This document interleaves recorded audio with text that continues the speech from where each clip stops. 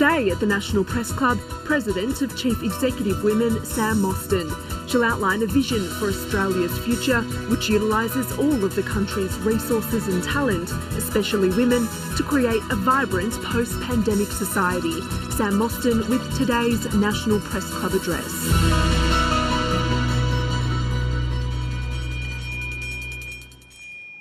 Yuma. Hello and welcome to the National Press Club of Australia for today's Westpac address. I'm Misha Schubert, a Vice President of the National Press Club, and it's my great honour to be in the chair today.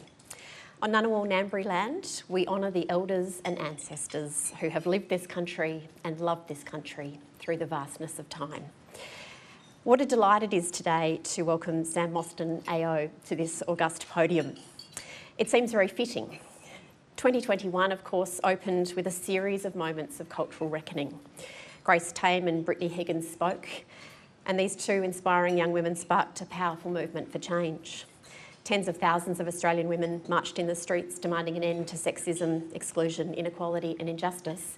And as the year draws to a close, we now have the President of Chief Executive Women on this stage. To read Sam Mostyn's resume is to feel simultaneously inspired and tired. Across her storied career, she has been a board director, chair, or in a senior leadership role for something like 26 major institutions across Australia's business, sports, arts, Indigenous, diversity and not-for-profit sectors. She's currently, of course, a board director on Mirvac, the Sydney Swans, the Go Foundation, the Centre for Policy Development. I think you can see where I'm going with this, and so many other institutions. And she chairs organisations including the Australian National Research Organisation for Women's Safety. She's joined today by a room full of powerful women CEOs, trailblazers and icons, frankly. The wattage here in this room is pretty inspiring. And Sam herself is the shining star on the stage. To join our conversation online, please tag us at PressClubAUST or use the hashtag NPC. Would you please warmly welcome to the stage of the National Press Club, Sam Mostyn AO.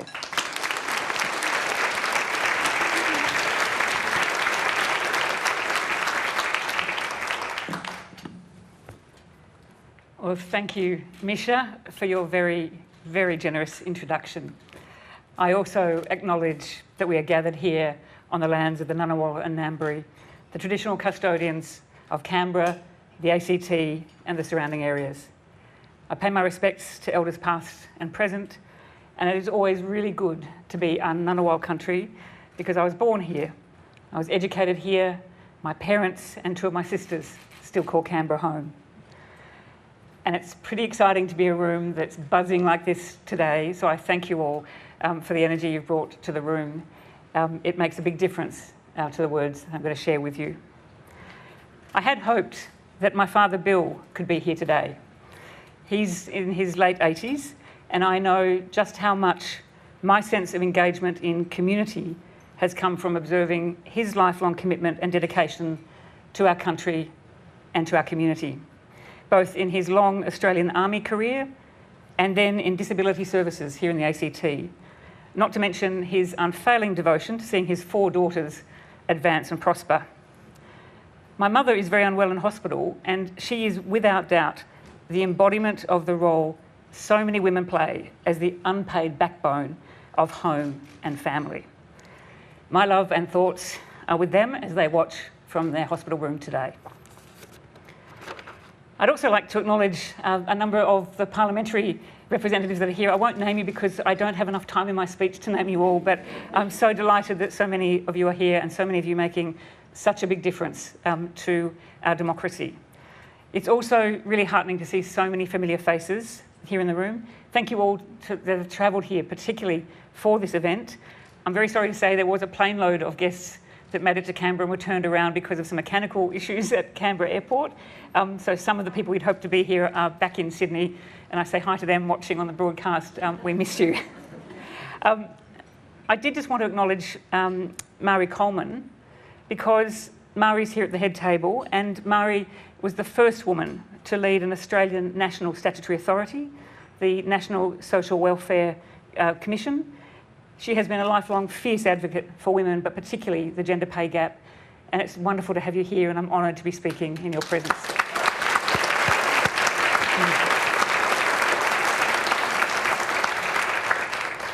Misha, thank you and Laura and Morris, and everyone of the National Press Club for providing me with this opportunity to speak today.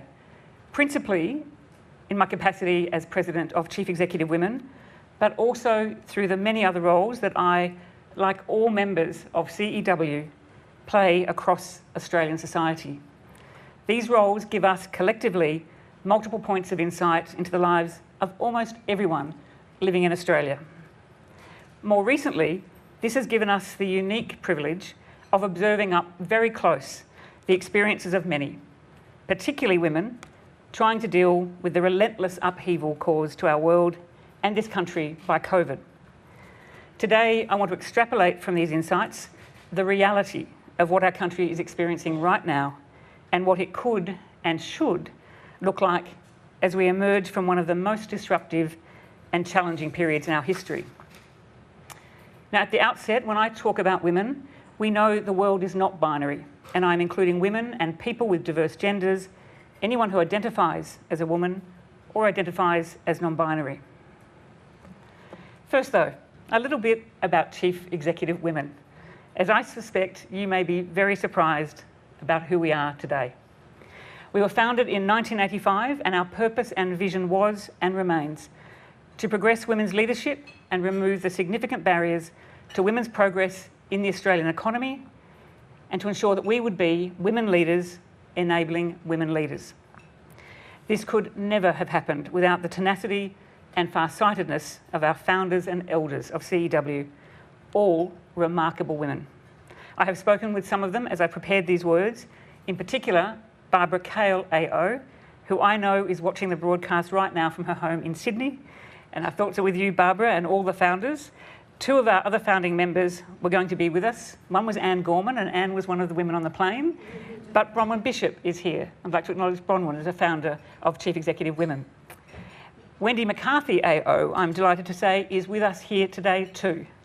She was CEW's 4th president. Interestingly, Annabelle Bennett was our 7th president, or as I like to say, our 007. I am its 18th, with Sue Morford, my predecessor, also here today, sitting with Wendy, and it's wonderful to see you both here. Sadly, one of our founders, the beloved Carla Zampatti, who arrived here from Italy in 1950 at the age of 8, died in April this year, and we are all the poorer for it. She was, as her family said beautifully at the time of her passing, a champion of Australian women and a multicultural success story. Her daughter, Allegra Spender, told me just last week that standing up for women was Carla's enduring passion. But what she knew was there was still so much to do. Allegra told me she would cross any street and do whatever she could to support women. So I know just how much our founders are proud of the work that CEW has done, growing our membership from 16 pioneers in 1985 to more than 825 members today. We are women leaders across the Australian community who, in economic terms alone, oversee more than 1.3 million employees with $749 billion in revenue, a combined market capitalisation of more than $1 trillion, and a contribution in excess of $249 billion to Australia's GDP. We are a highly diverse group, but we are united as one by the need for change and what change could look like for this country. Our membership includes the governors of 4 states, chancellors and vice-chancellors of our universities, and the nation's chief scientist. There are also commissioners, senior bureaucrats, and some of the top health experts who led Australia through the pandemic, as well as the CEOs, CFOs, COOs, and chief legal officers at Australian corporates and multinationals and conglomerates. CEW members are leaders in fields from sport to cultural institutions, the Defence Force, the Police Force, and the Public Service. Members are chairs and board directors, philanthropists, and leading academics from all over the country. Our members also represent a range of civil society organisations, women leading peak bodies representing migrants and refugees, to First Nations women leading major institutions, to women leading organisations to help our most vulnerable Australians during the toughest of times. So at CEW, we are not defined by personal politics, economic status, or cultural backgrounds. We are women holding senior or influential leadership positions across all our communities, and we come together on the issues that matter to us all. It wouldn't surprise you to know that we sit at decision-making tables around the country. We lead businesses, institutions and services that will enable Australia's economic recovery. And we have, therefore, a unique view on what's most important to Australian women working on the front line in their respective organisations. I thought it was really important to see our ASX 200 Chief Executive members profiled in the Weekend Australian just this past weekend. They reflected on their learnings as leaders throughout COVID. I think every one of them highlighted the issues I'll be speaking about today, and they exemplify the impact that women leaders are having across our country. And being a woman leader is quite different to being a male one. Of course, there are far fewer of us, despite that roll call, and our paths tend to be very different. As women, we encounter obstacles and challenges that are often invisible to men. Although we work in the same landscape as men, our experiences in those landscapes are just not the same. That is the case for women everywhere, in politics, in business, in sport, in the arts, in journalism, in academia, in the trades, in public service. And the truth is, we don't seek to be the same as men. We just want the same opportunities and the same outcomes across our lives. That's business as usual for Chief Executive Women, although, as you all know, the last 2 years have been anything but business as usual. The pandemic has reached into every corner of our lives with a disruptive force, and it's women who have been more likely to lose paid work, especially those on casual contracts.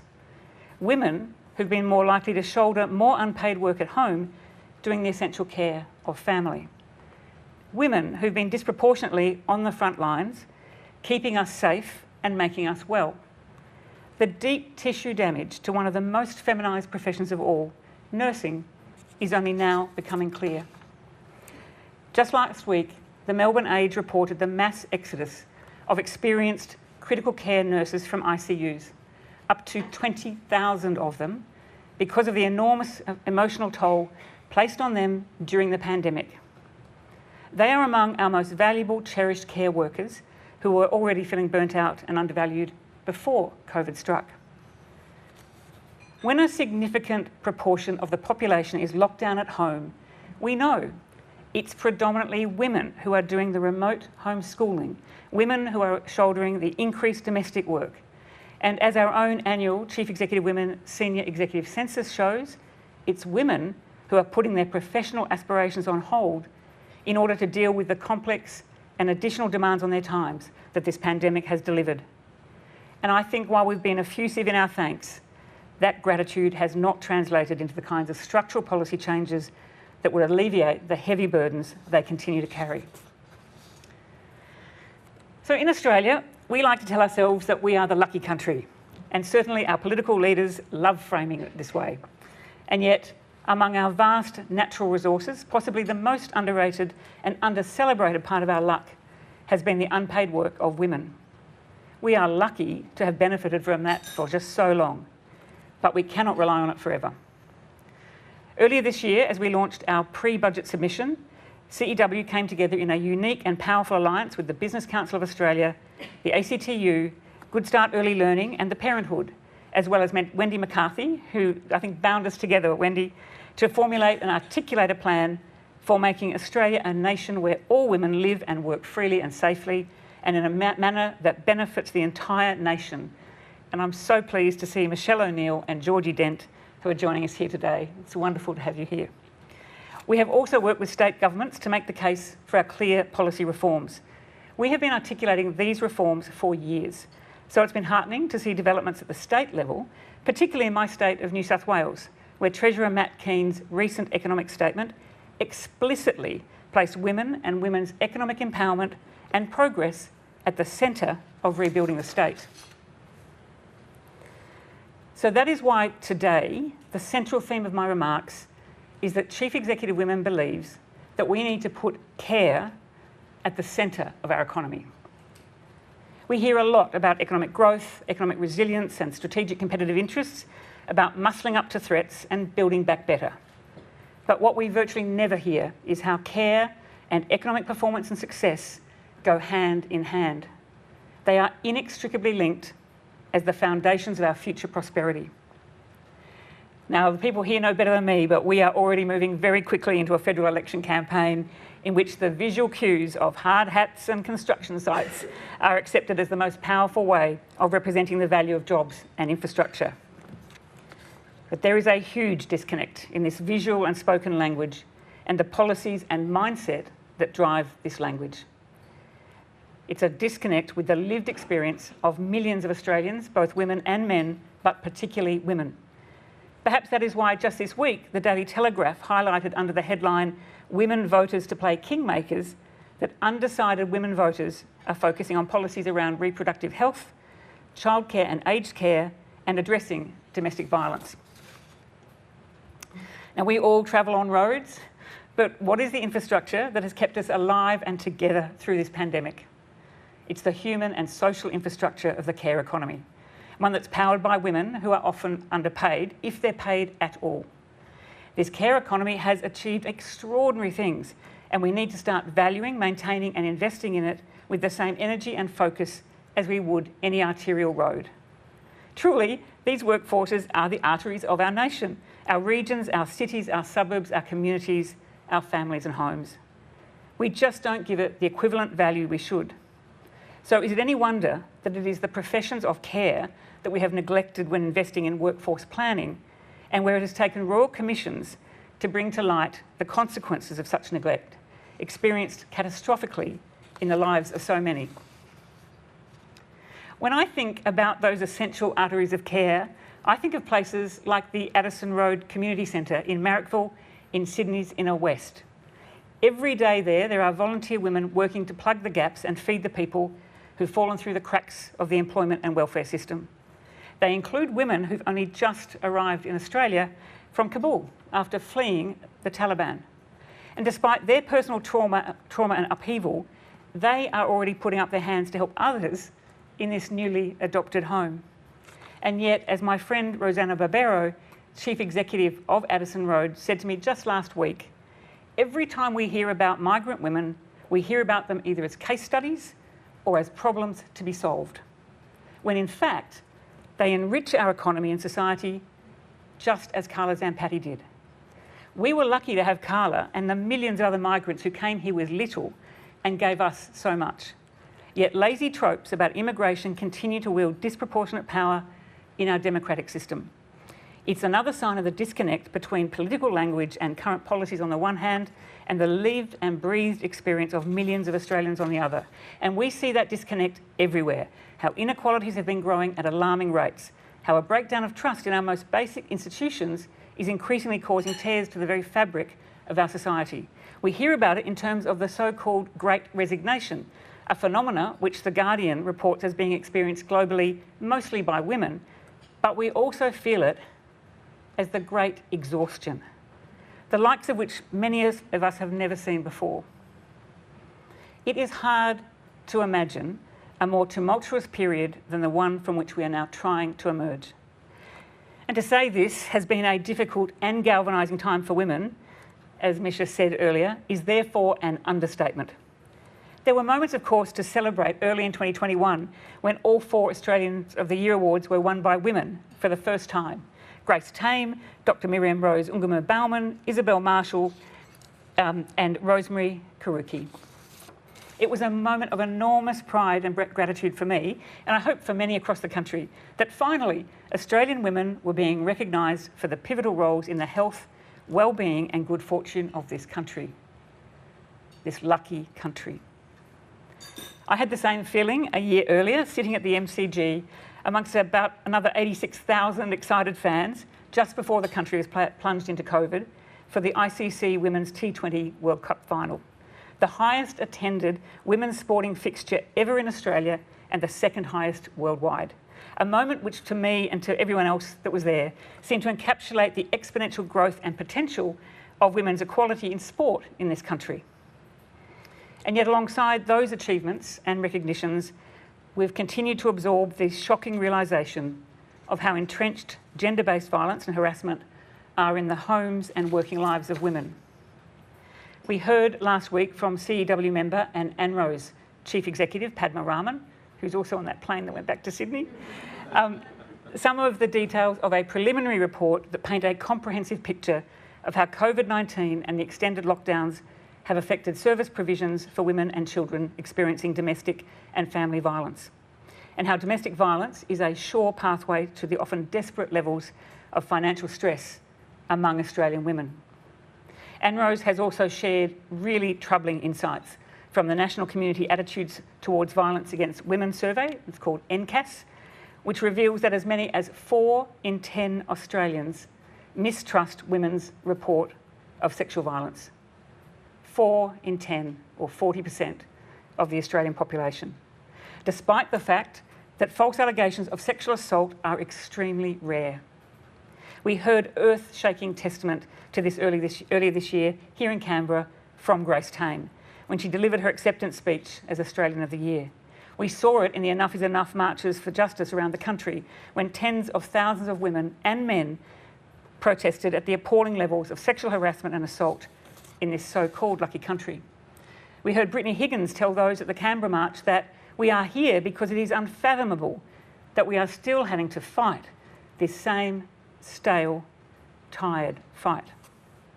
It's thanks to these extraordinary, irrepressible 2 young women leaders, Grace Tame and Brittany Higgins, that our awareness is heightened. And thanks to the courageous efforts of 2 other remarkable women, Saxon Mullins and Chanel Contos, who have altered the way forever, the way we think about consent education and the laws governing consent. Overnight, you may know, affirmative consent laws have been passed in the New South Wales Parliament, and I know many are celebrating today. We also, during this time, have heard the voices of Yasmin Poole, Noor Haydar, Dixie Link Gordon and Antoinette Braybrook, among many, many others. All these young, educated, fiercely independent women living in a country where a shocking 45% of the population, of men and women, of 18 to 29-year-olds report having been sexually harassed over the past 5 years, at a cost of some $3.8 billion a year to the national economy. Although, of course, it's not just sexual harassment we're talking about. It's discrimination, conscious or unconscious, barefaced or subtle, conducted in plain sight or undercover. So, news overnight of both major political parties committing to new structures to ensure the implementation of the National Action Plan for Women's Safety are to be welcomed. But I've got to tell you that in keeping with CEW's advocacy and my words today, we would expect this to be true commitments with appropriate resources and funding and done in collaboration with existing agencies and leaders. In October, following a month-long investigation, Nabila Ahmed, reporting for Bloomberg Equality, she reported that political and economic life in Australia is dominated by an old boys network to an even greater degree than in culturally similar countries like the United States, the United Kingdom and Canada, and that it is costing us billions of dollars. As Ray Cooper, Professor of Gender, Work and Employment at the University of Sydney Business School has told us, many of the gendered inequalities that existed in the pre-COVID-19 world of work, like the overrepresentation of women in lower paid, insecure jobs and the uneven distribution of unpaid domestic labour, have only been exacerbated by the global pandemic. We're now living with what Professor Liz Hill, also from Sydney University, and with Ray also on that plane back to Sydney, describes as the great weariness and whiplash for women right across this country. The weariness and emotional havoc of paid and unpaid work during lockdown. The whiplash of disproportionate jobs and hours lost during COVID, where 55% of the jobs lost during April 2020 were women's, and this year, 60% of the jobs losses across Australia between June and September were jobs lost by women.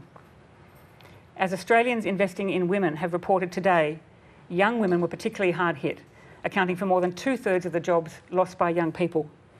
As they recommend, we will need investment in skills, training and career pathways for women. Add to this the more than 90,000 Australian parents who stayed out of the workforce last year because the cost of childcare was too high, and the many more who just didn't work because there's a chronic shortage of high quality, mutually beneficial, flexible working arrangements. So against that backdrop, how is it that, as we revealed in our 2021 Senior Executive Census, that only one of the 23 new Chief Executive Officers appointed to a major company during the 2021 financial year was a woman?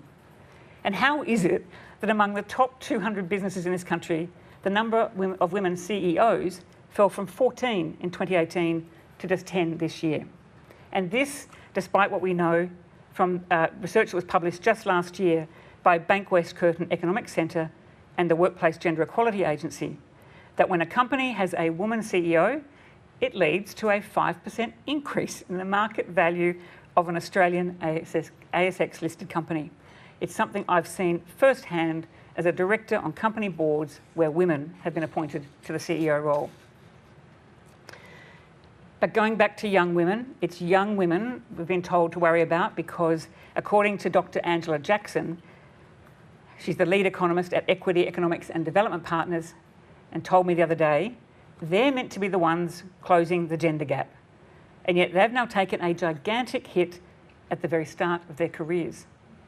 Gender inequity should be seen for what it is, she said, a failure of our society and economy to properly harness all its talents and resources. Now, this is important. Over half of society's output is produced in the household, she added, and yet we treat it like a black box which somehow miraculously allocates resources efficiently without being distorted by government policy. We know this just is not true because government policies, or the absence of them, distort every single day the decision-making of households, keeping women in caring roles and men in income-earning roles. So when we continually hear the language of building back better, bouncing back and muscling up, we at CEW ask ourselves, just what would it take to build a post-pandemic nation that flourishes on the world stage by using every ounce of its talent? What would our country look like if it finally moved on from these worn-out notions of toughness and blokey mateship and instead began reimagining a society that truly celebrates care and invests in all its women? A country that ensures opportunities for women and men alike and that treats women with the decency and respect that is our basic human right. Not just as a moral obligation, although that should be enough, but as a powerful driver of performance, innovation and effectiveness in every sector of society. Now, right now, there are countless men doing important, intentional, purposeful work in this country to advance the cause of gender balance and to combat the crippling stereotypes that cause so much harm to women and men alike. I know this, and the members of CEW know this, because we work with them around board tables, around executive tables, in business, in sport, in domestic violence prevention organisations and across our communities. At CEW, we partner with companies and research partners where we see those men who are striving for different outcomes despite often oppressive peer pressure to conform to antiquated gender norms. I'm fortunate to be married to one of those men. Simeon spent as much time taking leave as I did to raise our daughter. Not an easy task for a barrister. And he continues to push for change at the bar in Sydney and around the country, for the bar and the legal profession more generally to be a welcoming place for women, a safe place for women where they can have great careers. But as all those men know, and as all we know, much more needs to happen. So I'll get to the point of why I'm here today. And it's partly to try to give a voice to what Professor Mary Beard explored in her book Women and Power, the fact that women, even when they're not silenced, still have to pay a very high price to be heard. We see that in the vile takedowns of and attacks on women who do speak up. And we see it in the persistent absence of our voices in the national discourse, despite the prominence of many determined women in newsrooms around the country and here, of course, in the National Press Gallery. This year's Women for Media 2021 report shows, for example, that it's men's voices, quotes and opinions that continue to dominate the space, and that of over 57,000 online articles published in May this year, less than a third of the quotes came from women. In relation to COVID, women provided only a quarter of the quotes, and that's despite many chief health officers and epidemiologists who happen to be women. As Chris Wallace pointed out in the Sydney Morning Herald last week, this report illustrates starkly that, quote, well into the 21st century, men are still writing 2 of every 3 opinion pieces, 2 of every 3 political stories, and almost 9 of every 10 sports stories. We need more women of all backgrounds and experiences shaping the narratives of this country. We need more diverse thinking informing leadership. We need more people who embody the lived experience of millions of Australians because, to borrow a phrase from the Women's Leadership Institute Australia, you can't be what you can't see. In 1902, we were the first country in the world to grant women both the right to vote and the right to run for political office. Shockingly, at that time, Aboriginal women were excluded from that, to our shame. But we were the leader on gender equality. And yet this year, Australia delivered one of its worst performances in the World Economic Forum Global Gender Gap Index, falling to 50th in the world from 15th place in 2006. It was even worse in terms of economic participation and opportunity, where in the past 15 years, we fell from 12th place to 70th place. 70th in the world. And this, despite our being ranked #1 in the world for women's education. So for every 100 women enrolled at a university, there are only 72 men, and yet women continue to earn less than men. Women radically outnumber men in the Australian bachelor's degree qualified population, and yet they continue to take on more unpaid domestic work than men, even more so than before the pandemic. They often find entry to lucrative jobs barred to them. They are overlooked for promotions more than men, work twice as hard as men to achieve positions of leadership, retire poorer than men, and all this while still experiencing belittlement, harassment, abuse and violence in the workplace and at home. What a shocking waste of investment and talent. What a missed opportunity not to tap into our full potential by using every single resource available to us. And what an abdication of just common sense and sound judgment when leveraging women's participation and leadership is so unambiguously good for both the economy and the wider community. Just in terms of investment alone, Goldman Sachs has found that bridging the difference between male and female employment rates alone would provide an 8% boost or $114 billion a year to the Australian economy. Earlier this year at a CEW event on equitable flexibility, Tim Reid, the President of the Business Council of Australia, said this: "We invest billions in education, so to not leverage women's participation and leadership is an economic cost, particularly now that we are unable to grow the population through immigration. One of the largest productivity leakages in the Australian economy," he said, "is the underutilisation of educated women." So what we're saying at CEW is that this pandemic has left women more vulnerable in their employment, their financial security, their mental health and their safety, more so than they already were. And what we're also saying is that in order to recover from the long-term impacts of COVID, we need significant and innovative investments in social infrastructure and in people, in care. This should be the immediate focus for all governments, business and civil society, just as border closures, a national vaccination program and pumping billions into the economy through JobKeeper and JobSaver were the immediate responses to a once-in-a-century global health catastrophe. That's what COVID taught us. We can do big things fast if we choose to, because making the right choices is what determines a nation's destiny. An incremental response from government and business is just not going to cut it anymore. We need wholesale, immediate change. We need accessible early childhood education and care, government leadership on paid parental leave and superannuation. We need secure, well-paid jobs and careers in the care industries. And we need respect at work for all. There is simply no excuse now not to engage head-on with the adoption and acceptance of these fundamental commitments. That is what it means to link the foundational infrastructure of a care economy to our future success. And during this past year at CEW, we've looked at so many other ways we can face into the future. Our curated CEW conversation series included sitting in a yarning circle with CEW member Professor Megan Davis and Auntie Pat Anderson AO to discuss the role that women can play and must play in advocating for a constitutionally enshrined voice, just as women used their voices in 1967 to change the nation then. We held virtual sessions on how to support rapid vaccination deployment, the crisis in Afghanistan and its devastating impact on women and girls, and most recently, the role we must and want to play in climate change action. We also invited journalist and author David Laser, who is here today, I'm delighted to say. He joined Hunter Johnson, founder and CEO of The Man Cave, to lead us in a discussion about the urgent need for women and men to engage in new conversations. For men to learn how to properly listen to what women are saying and to challenge the often suffocating models of masculinity they've inherited. But also how they could work more flexibly. Because we know the more involvement a father has in his child's early life, the deeper and more rewarding his relationship with his child will be.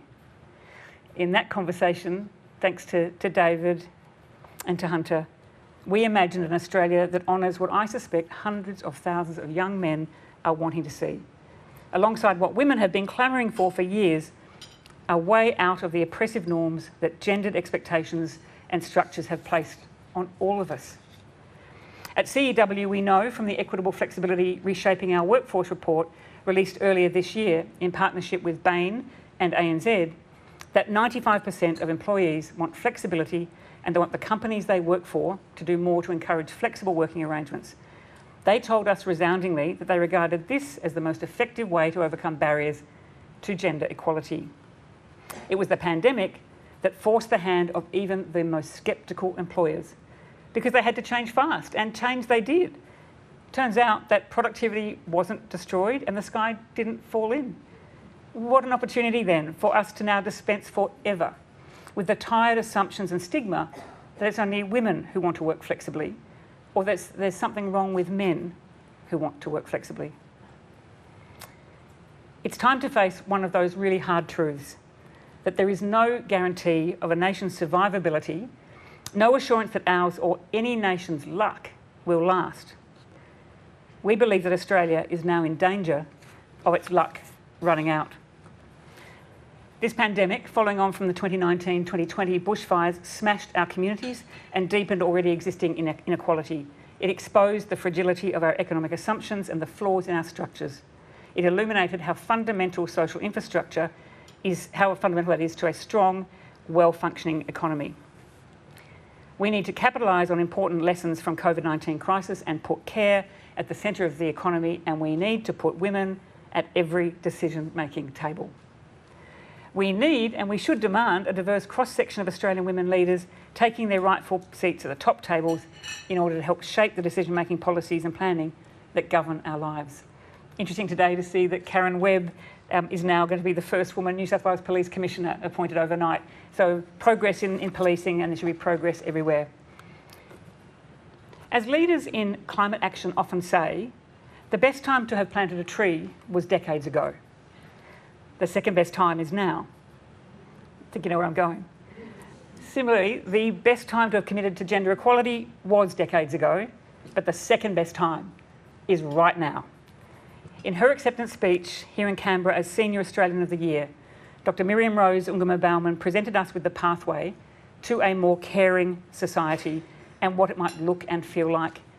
She reminded us that her people, First Nations people, had lived in this country for tens of thousands of years, and that it had only been a mere 200 years since they began interacting with white settler society. She reminded us that it was her people that had had to live and work as best as possible in two worlds, but that now was the time for us to come closer to understand her world and how her community lives, and to listen deeply. Imagine if we could begin as a country to listen deeply and apply her advice seriously to what our country, our land, our communities are thirsting for. Imagine if we could begin to conceive a way of emerging from the upheaval of the past 2 years with a new attention to the challenges we face at this extraordinary moment, and draw on and learn from the wisdom of First Nations people and listen to and respect the voices of all our women. What would a country look like if it stepped up to the challenge? Well, it would look like a really lucky country. It'd be a lucky country built on hard work, ambition and respect. It would be a country built on the idea that all ships get lifted on the same tide, that the triumphs and achievements of one half of the population just cannot happen without the triumphs and achievements of the other half. What would the markers for such a country be at this moment of cultural, social and economic reckoning? It would be a country where the next government, no matter what its stripe, had as many women in its cabinet as men. A cabinet that better reflected Australia. It'd be a country where the questions of early education and universal childcare was a given, and where paid parental leave and flexible working arrangements for both women and men was part of the pledge between government and its citizens, and where women were able to retire with some kind of economic security and dignity rather than being trapped in grinding poverty. Why? Because this would be a reflection of a country that celebrated the aspirations of all of us to perform our work as well as look after those we love in ways that don't break us. It would be a country that cared for each other, for the elderly, for the young, for the vulnerable, that cared for this country, this land and its future. And what else? Well, it would have to be a country where we did not hear every 10 days that another woman or her children had been killed by her former or current partner. This has just got to stop. And to do this, we need a genuine, urgent and ambitious commitment to solving women's safety issues right across Australian society. It would also be a country where organisations set and monitored gender diversity targets and took other concrete and proactive actions as part of a visible leadership commitment to gender equity, where a diversity of women took their rightful seats at the decision-making tables, because at the core of economic and social policy, the impacts and benefits of women being at those tables would be crystal clear. It would be a country where men took parental leave in large numbers and where flexibility in working arrangements was not some kind of code for insecure work, because it would be taken up by men and women alike with no adverse impacts on their careers. And a country where men actively sought to work in the care professions and where women were well represented in careers traditionally dominated by men. It'd be a country that had successfully transitioned to a low emissions future, embracing climate action and capitalising on all the new opportunities for wealth creation that these challenges present, and that millions of women are wanting and waiting to play our part in. It'd be a country that, in utilising the full strength of voices and ambitions of First Nation women, alongside all women, had reckoned with our long history and accepted the invitation in the Uluru Statement from the Heart and moved to constitutional recognition of First Nations women's voices, just as happened in 1967.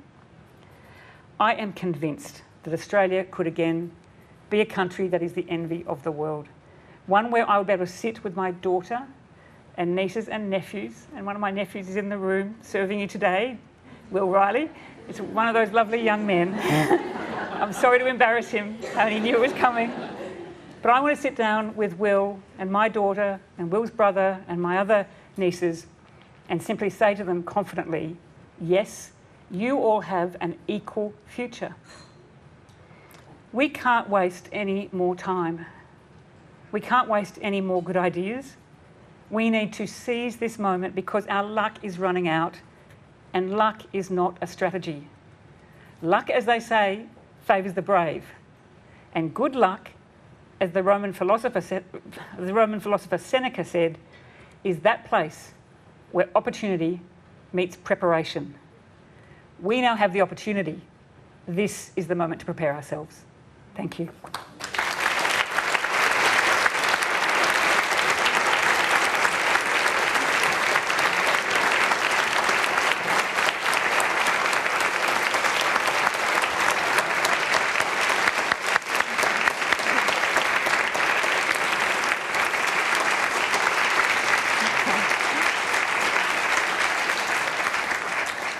It's not a competition, but that audience applause went for longer than for many people, just saying. I think I went longer too, so my apologies.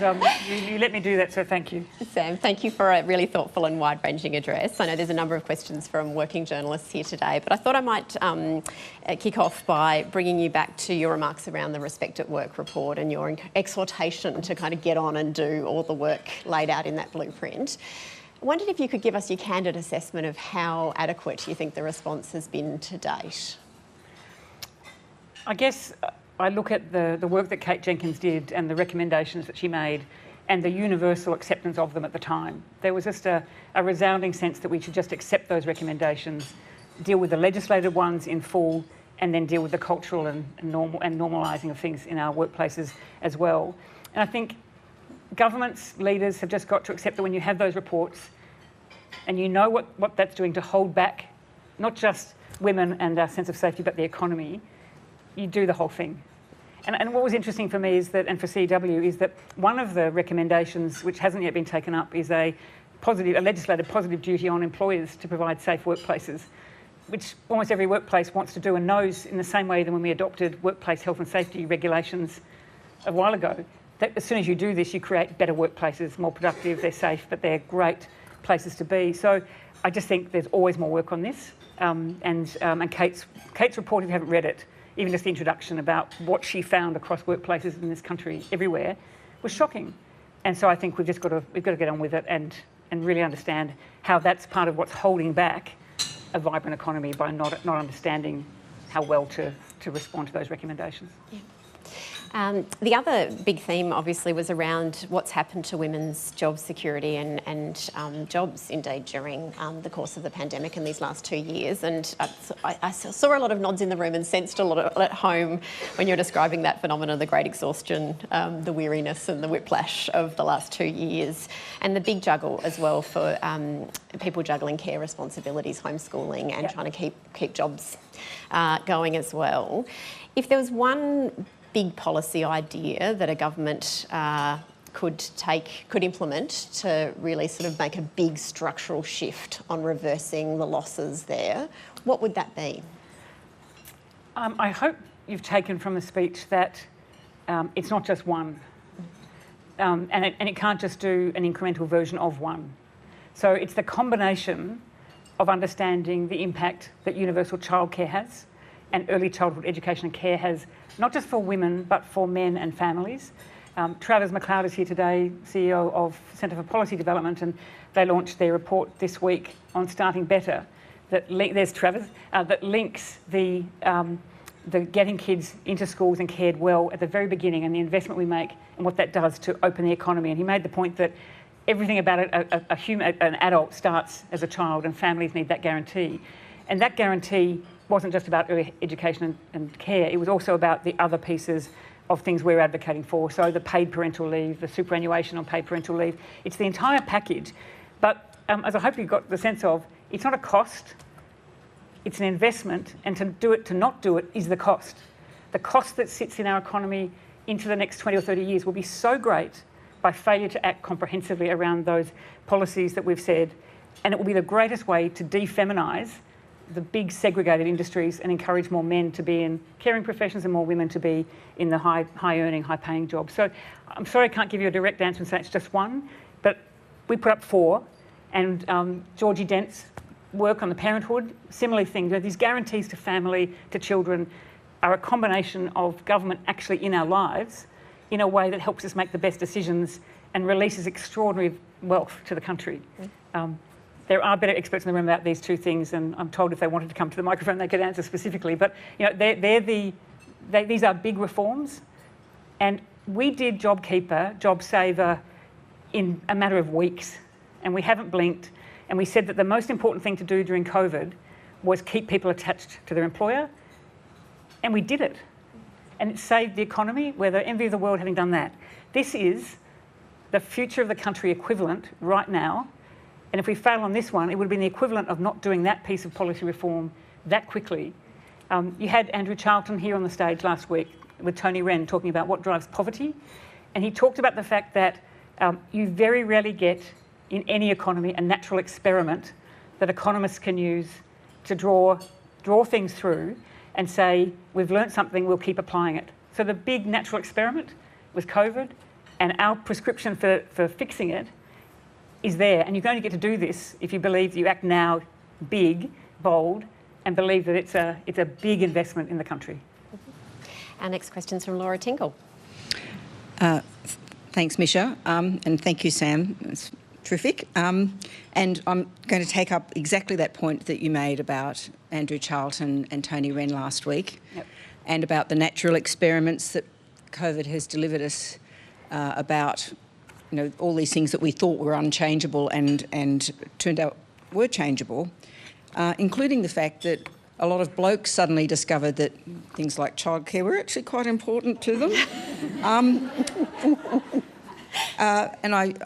we do have a federal election campaign coming up, and as you say, it's not just one measure, but to me it sounds like what you're saying is it's about both symbols and policy levers.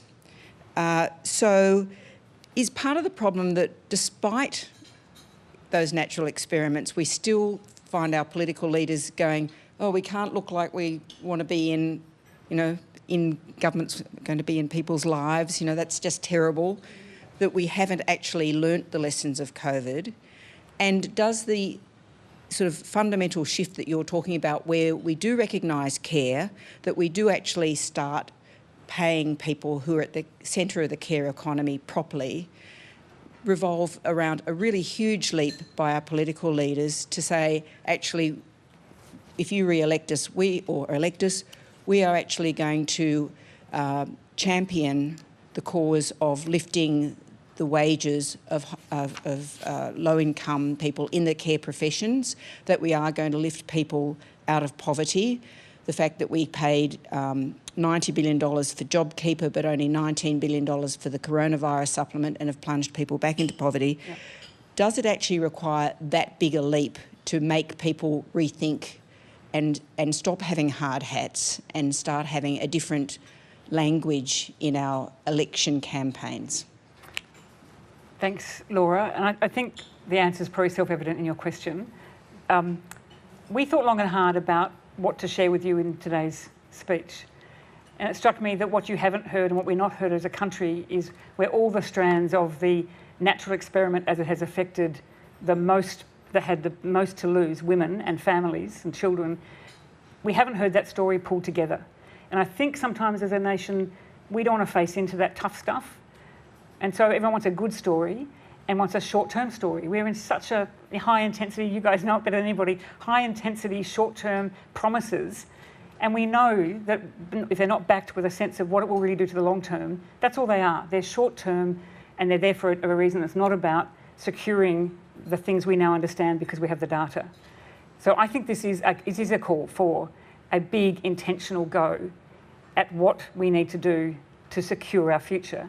And and none of our political leaders or business leaders. So I don't think it's just politics. I think it's business leaders, it's society, it's civil society leaders, and it's a much more collaborative discussion with more women involved in it and women's voices being heard that actually carry all this data. And the reason I thought so deeply about this during COVID was this was the data I kept reading every week. There was another one landing.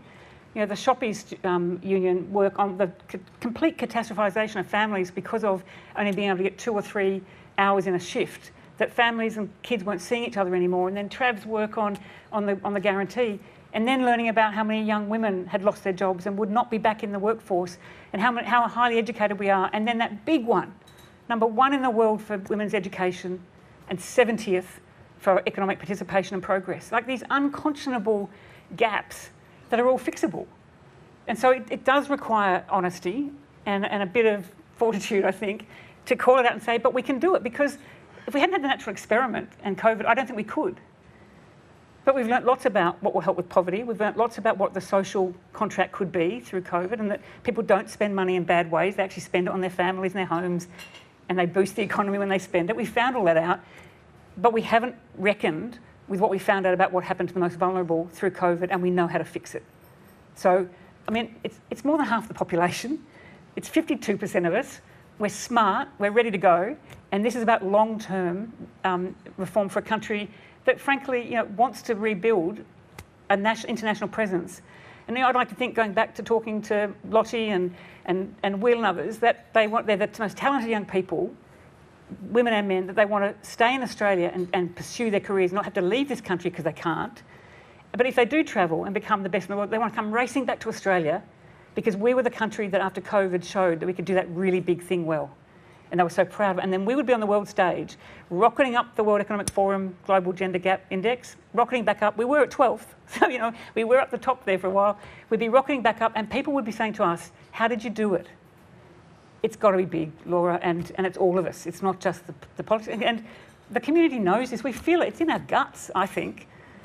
I don't know how you feel about it, but we've been feeling it with one. I'll stop because it's another question. But big, bold, brave leaders who listen and can take us on that journey and actually commit to the policies and not be frightened that they're big numbers. And don't use the word cost. Thank you. Thank you. You're not as excited as you were at the beginning of the lunch, I'm sorry. Our next question's from Julie Hare. Hi, Julie Hare from the Australian Financial Review. First, I'd like to thank you for such a thought-provoking but very depressing speech. And I would also just like to make the observation of whether the number of men in this room is actually symptomatic of whether gender is still a fringe issue in this country. However, with your CEW hat on, I'd just like to ask you a question about whether the new religious freedom laws might be an absolute minefield for business leaders. So thank you for that question. And before I deflected, I'm just going to thank the Financial Review, because it was your paper that, after we released our report on setting targets, meaningful targets for all companies, because of the terrible rate of women making it to leadership positions, you had an editorial that backed us in, and you were the only national paper that actually, in your editorial, said to the world and said to business, it's time for targets. So I want to thank the Financial Review and the work that was done to actually see through that data and say how important it was. So thank you. I'll let the boss know. Yeah, let the boss know.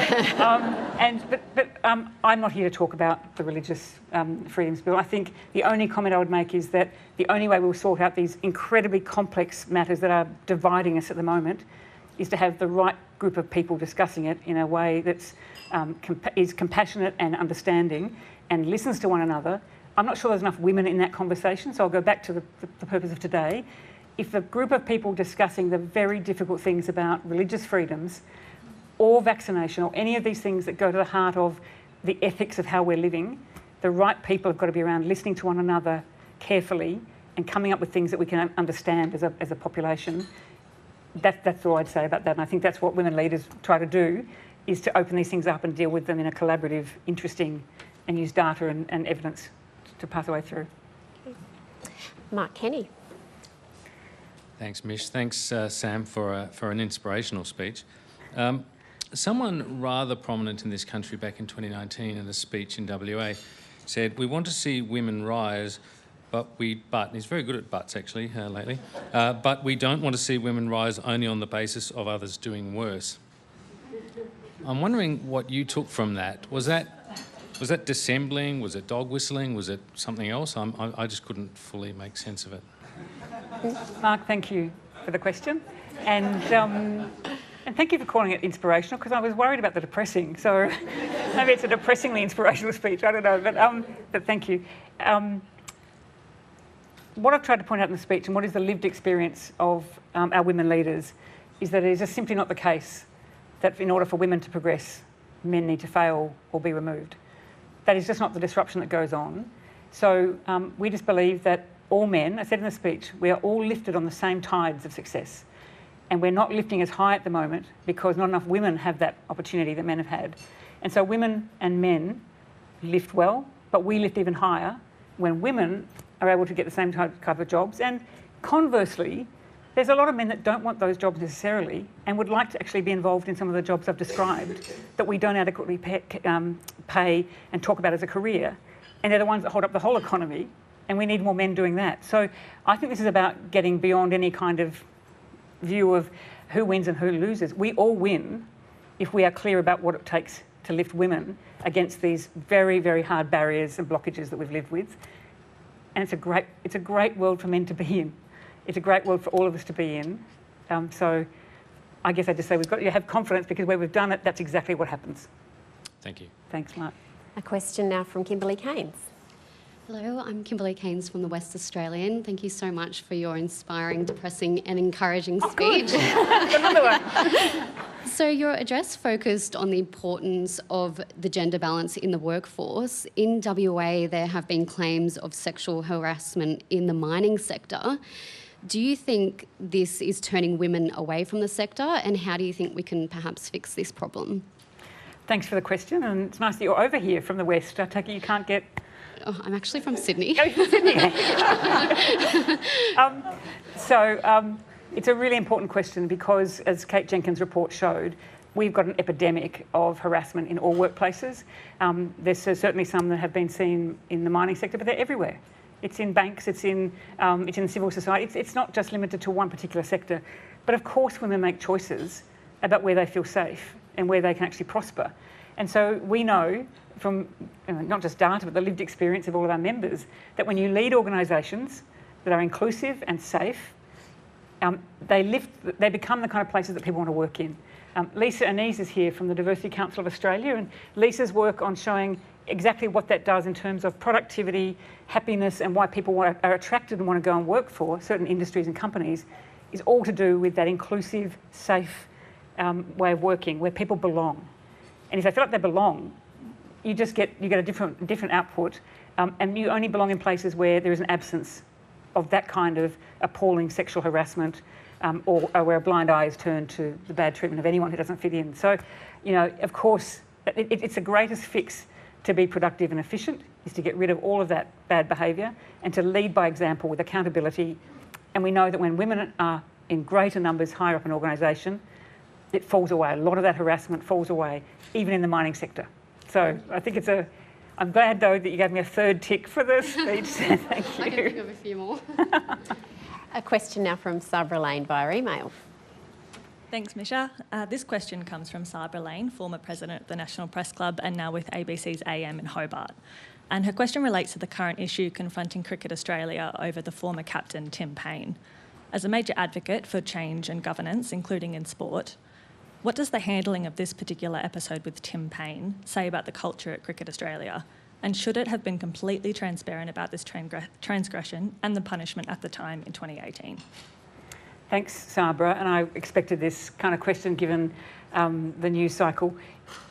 If I lift above Cricket Australia and just talk about sport and what's happening in sport and the revolution in sport and what we expect of leaders in sport, but leaders everywhere, and this has been the year where we are now holding people to account, where we've heard from all of those great advocates, as I said, who told us we could not put up with this behaviour anymore, whatever it was. I had the unique experience of being the first woman appointed to the AFL Commission in 2005. And I can tell you that the minute women turn up in governance of sport, just like when we turn up in the governance of anything, conversations about these kind of issues get much better. And you have a better understanding of what's going on and what you're holding your elite leaders to when you ask them to represent you on any stage. It's no surprise that the most loved and cherished international sporting sides and representatives today are our women's sporting teams. You know that. They are just the most loved, most successful, and they behave impeccably, and they're fun, and they're truly themselves. When you don't have enough women and enough people who understand all of this in the governance of any sport, when bad things happen, a team of people don't know what to do. And often it's panic, often it's, can we put it to one side and get away with it? I'm not saying that's what they did. I'm just saying that's what happens when you don't have the right people around a table able to handle the ethics and governance of the moment. But I'll tell you that I spoke to the extraordinary Craig Foster yesterday about this. And Craig said, if you're going to be any sporting franchise anywhere in the world and you want to have women work for you, pay memberships to your clubs, be your fans, watch it on the telly, and then play your sport, you better do this well every time. And there's an accountability that comes with actually accepting that those women want to be part of your game. That's a general comment about any sport, anywhere, and that's the revolution that's on in sport at the moment. And that's why you're seeing 3 women who have been presidents of Australian rules football clubs that have won premierships in the last 5 years. 3 women presidents of the Melbourne Football Club and the Richmond Football Club and the Western Bulldogs Football Club. They've all won premierships, and they've got gender balanced boards, and they've got successful women's sides that are integrated into the men's game. I mean, that's how I'd answer the question for any sport. That's what your aim is. Along the way, there's going to be bumps. We have to be a bit understanding about the complexity of it, but we have to get on with it because that's what will make sport great, and that shows respect to women and to everybody. We are running very short of time. Our very last question is from Nick Stewart. Thank you very much. Focusing on the numbers is the key. The fact that the number you had then, 3 out of 5, indicates that women are really making it. When should we actually demand that as part of the normal reporting season, every company report actually has numbers? It has a female reconciliation plan to actually indicate with numbers how well it's doing at particular levels, like board level for Channel 7, for example, or elsewhere. So I love our Women's Reconciliation Plan. You've created a whole new policy now. That's fantastic, Nick. Thank you. I love it. Look, we're on that path already. That's what's happening. You would have seen the rise of ESG, environmental, social and governance principles, driving the big flows of capital into companies, and the investors at superannuation funds investing in companies on boards I sit on. These are the questions they are asking ASX-listed companies. Where are your women? Are you solving for gender equality? Have you fixed your gender pay gaps? Why are there no women in the pipeline coming up? Is there a culture of harassment or danger? They are they're front questions rather than, can you show me the profit and loss? Like, you know, the whole world is changing. And so, of course, this is going to be the world where companies that want investors and want consumers and want employees are going to have to attest to that in some form. The Workplace Gender Equality Agency, I think today, the inquiry closes as to what should be in the Act. And there's lots of people saying those kind of things could be in the Act about and doing it over a smoothed-in period, not making it terribly administratively difficult, but just ask those simple questions, and then let the people who want to work for you or invest in you, or say something about what you stand for, make that assessment based on that data. And so that's where we're heading, and that's certainly where international investors have gone, and that's what all our superannuation companies now expect of us. I can tell you, I'm on a gender balance board at Mirvac with a woman chief executive, with a gender balanced executive team, with a gender pay gap that's been 0 for 8 years, and with an analysis at every board meeting of how are we going with pipelines for women in the non-traditional jobs in construction, rather than in the jobs that women often end up in companies like Mirvac. And you know what happened just last week at our AGM? Susan Lloyd-Hurwitz announced that we had hit our carbon positive target 9 years early, because the company led by a woman, with all of those things going on, with great men and a great culture and all of this stuff about safety and lack of belonging, not a feature of the company, when it set a target for carbon positive for its operations for 2030, it can hit it in 2021. Sounds like an ad. No, not at all. I'm saying we've got to start drawing these links about it. It creates great performance. It creates outperformance. It's been measured about a 5% increase in the capital, the capitalisation value of companies. It just is self-evident. We actually, and it's not just because of us. It's the combination of us and us being there that you can deal with much more complex issues, face into them, and come up with solutions, and then go full steam ahead with the full use of talent available to you, not half of it. So thank you. What an encouraging final note. I think we can now now declare it. Well, we can now declare it with your Sydney-siders who've just arrived, an inspiring, depressing, encouraging and rousing speech. Would you please join me in thanking Sam Mostyn? Thank you.